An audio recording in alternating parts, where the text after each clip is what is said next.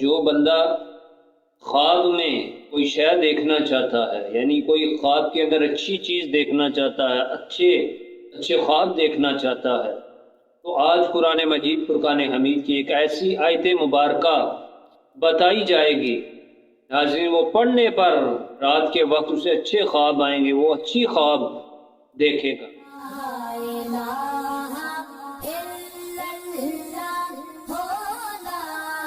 اعوذ باللہ من الشیطان الرجیم، بسم اللہ الرحمن الرحیم۔ الا يعلم من خلق وهو اللطیف الخبیر، صدق اللہ العظیم۔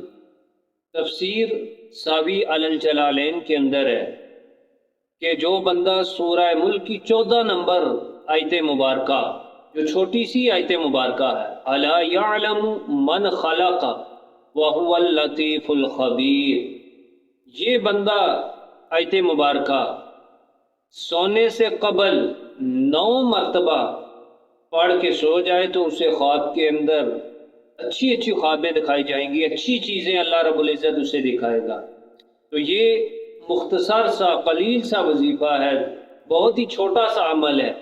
سورہ ملک کی 14 نمبر آیت مبارکہ یہ 9 مرتبہ سونے سے پہلے پڑھ کے بندہ سو جائے تو اسے خواب کے اندر اچھی چیزیں دکھائی جائیں گی، اسے اچھے خواب آئیں گے۔